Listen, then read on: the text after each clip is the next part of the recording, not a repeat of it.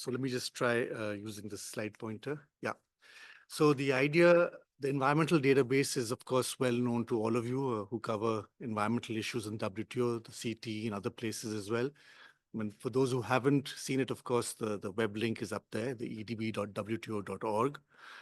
The EDB, of course, on an annual basis, looks at all notifications and TPRs and pulls out the relevant environment-related data contained therein.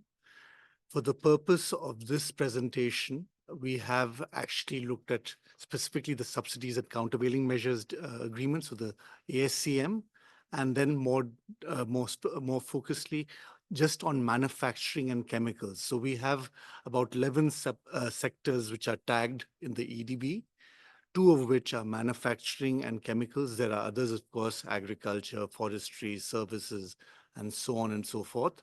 But for the purpose of industrial subsidies, we felt these 2 sectors would be most closely aligned to what you are trying to cover in your discussions today.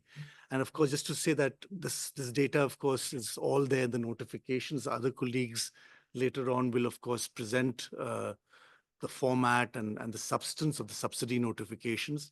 But what, as you know, what the EDB does is that it passes through that data and then tags it by objective, by sector, by types of measures, etc. So there is, of course, and some keywords as well. So we are already using, in a way, the raw data of the subsidy notification to put it in more, in the more greener tags, let's put it that way. So that's the aim of what we're doing. Just in terms of the timeline of information that we have data electronically since 2009 on the data set itself.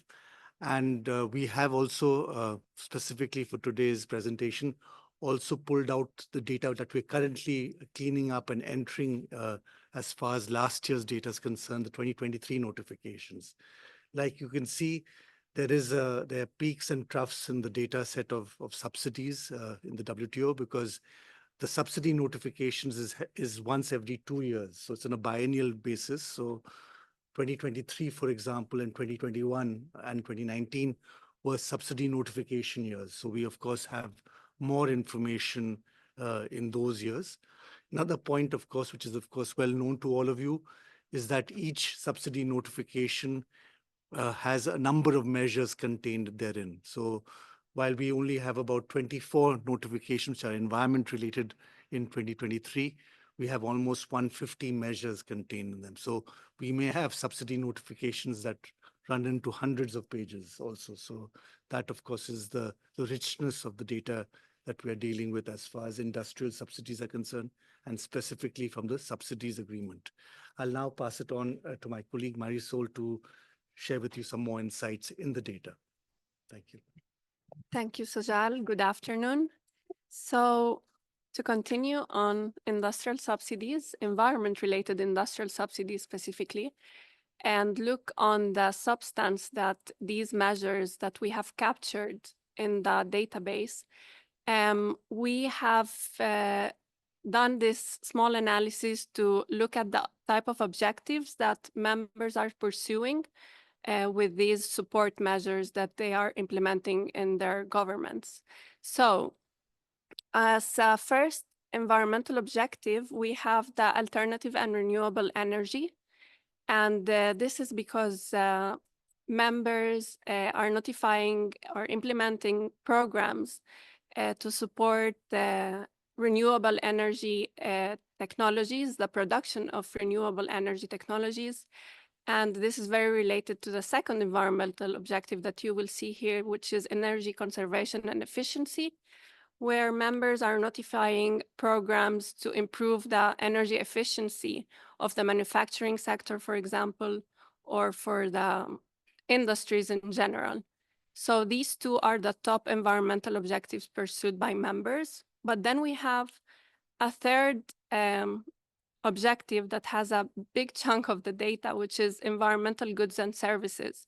And something very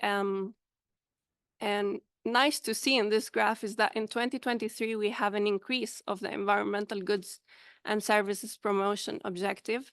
And that's because we have seen a lot of programs, support programs for some programs like advanced manufacturing, electric vehicles, clean energy, this type of language. So this has been tagged as environmental goods and services, for example. Also climate change mitigation and adaptation, where there are a lot of programs for the zero emission transition that members are implementing, carbon neutrality. So all of this has been tagged as climate change mitigation and adaptations. Now, on the type of support measures, we also do this classification in the environmental database, and we can see that the majority of the programs are about grants and direct payments, followed by tax concessions, then loans and financing, and in a smaller amount, we have monetary support. That's like more trainings or research and development type of support. Income or price support is about like feed-in tariffs type of support that members are providing. So the majority are grants and direct payments as a bigger picture here. On the top 10 notifying members between 2009 and 2023, we have the United States at the top, but something to note is that the notification of the United States is a long one, as well as the Chinese notification. And that's because the United States send notification at the sub-federal level. So it's not only the questionnaires, but also the at the sub-federal level. So it's a very long notification. So there's a lot of information in there. So that's why we have so many measures in the environmental database. As well as China, we have it at the sub-central government level. So we get a lot of notifications. And that's why they are in the top 3 as well. The European Union with all the members as well. It's a big number of measures for these members. Now, in terms of some examples to give you of what can we find in the EDB or environmental database, we have for Australia, for example, in 2021, where they are implementing a modern manufacturing initiative that is targeting the Australian businesses with projects that align with recycling and clean energy. So this type of measure, for example, is related to renewable energy, alternative and renewable energy and waste recycling, and they will be therefore categorized as a measure under these environmental objectives. For the European Union, Luxembourg specifically in 2022, they notified a prevention of carbon leakage program. And this is in the context of the greenhouse gas emission allowance trading scheme. So this is a climate change mitigation and adaptation type of measure that we classified in the environmental database. Last example of notification is Brazil with the Rota 2030 program about the automotive industry, where they are trying to foster energy efficiency and environmental sustainability. So an example of energy conservation and efficiency for Brazil. So as my colleague Sajal said at the beginning, we also look into TPRs and trade policy reviews, not only notifications. And here we only want to give you the picture of the last 5 years, because we did a slightly different, some changes in the data entry for trade policy reviews. So it's better to look at the last years only and see more specifically 2021 to 2023, keeping in mind that the 2023 data is still not available. If you would like to see it, we will publish it very soon. But we can see here that from the 250 and above subsidies measures found in the TPRs, only 34, or on average 35 to 40 are industrial subsidies. Very interesting to see the type of measures in the trade policy reviews, because sometimes some members who do not notify or do not send notifications, we will be able to see the type of policies that they implement through the trade policy reviews. And here are some examples as well from the trade policy reviews, just to finish with our presentation. So the Republic of Korea in 2021, they have a program to reduce pollutants, for which they introduced 98 clean factories, pursuing the visions and strategies for industrial transformation to achieve carbon neutrality by 2050. As well as Mexico in 2022, the tariff concessions to allow free competition and access to clean new technologies. And for Turkey in 2023, they have introduced VAT exemptions for manufacturers of electric motor vehicles. So these are the type of measures under industrial subsidies that we have looked for, and we hope they are useful for the working group in order to advance the work in this area. Thank you very much. And now I will give the floor to my colleague from ERSD. Hi, everyone. I'm going to give you a brief introduction to the WTO subsidy database.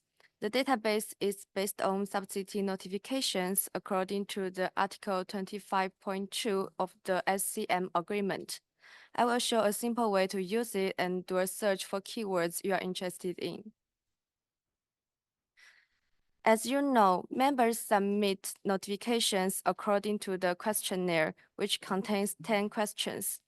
They are required to answer these questions for each program notified. This is a screenshot of an actual notification. All notifications should follow a similar structure with a heading for each subsidy program, which in this case is the forestry activity highlighted in orange. The questions are text highlighted in blue and the respective responses are highlighted in green. There could be tables included in the responses. For example, the table is highlighted in red here. When preparing the database, we use the program to screen each document, extracting program headings, questions, responses, and tables if they are included. All the extracted data is then consolidated into a single database.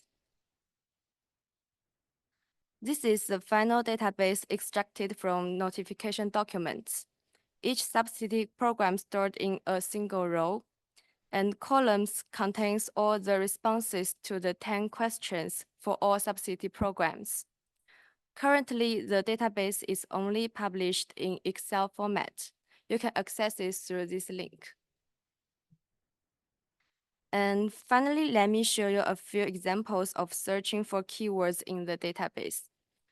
Please open the screenshot of the keyword search demo file.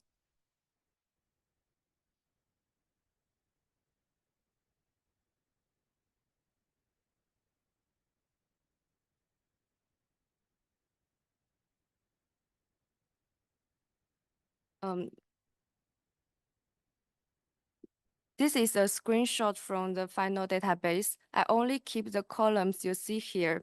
There are file names, headings, and Q3 and the responses to the question 3 and question 6. The question 3 refers to the public policy objective, while question 6 refers to whom and how the subsidy is provided. We use the filter function in Excel to do the keyword search. Back to the slides, please.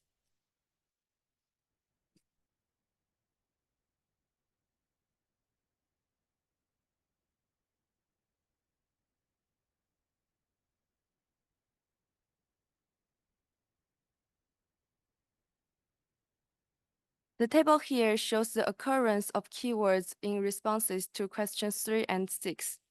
For example, the term renewable energy appears 45 times in the responses to question 3 and appears 34 times in the responses to the question 6. We can see that searching the same keywords in different responses can result in different outcomes. Sometimes there can be a significant discrepancy, like the manufacturing here. As you see with this Excel file, only the basic keyword search is possible. If members think it's necessary, the Secretariat could develop more advanced search functions for the database. Thank you.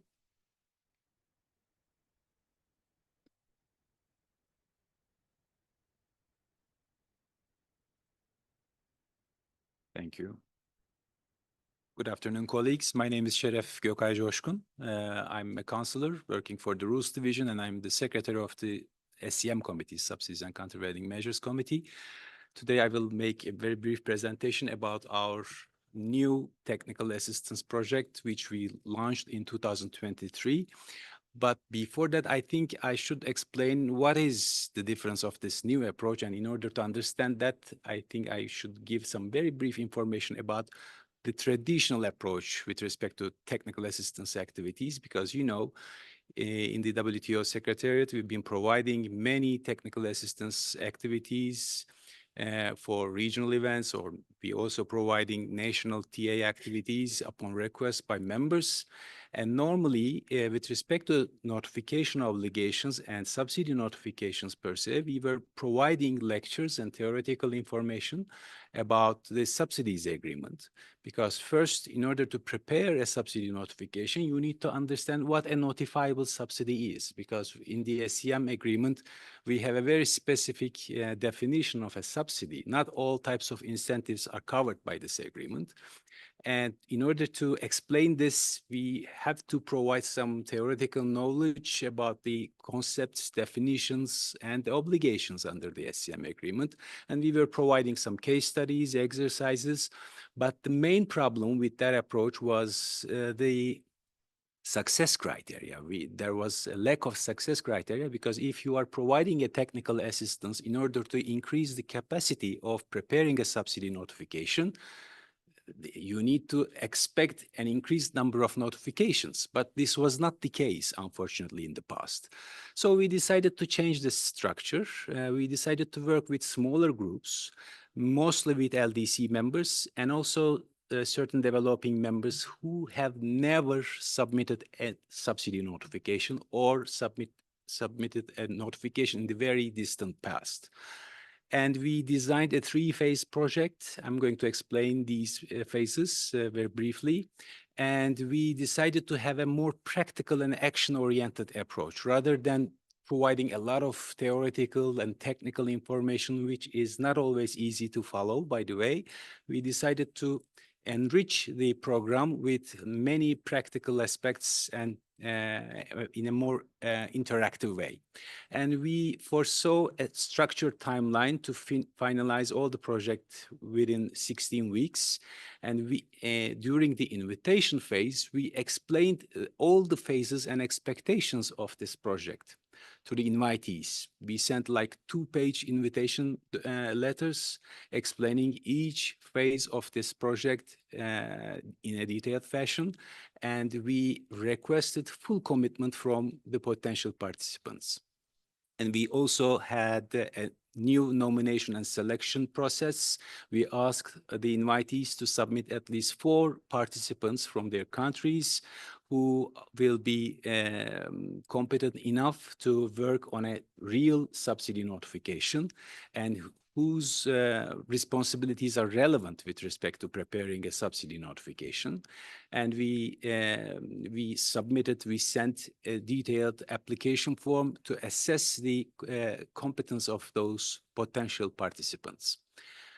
In the first phase, in 2023, the first phase started in June, at the beginning of June. In the first phase, we provided lectures, but we enriched those lectures with many case studies, tons of practical exercises.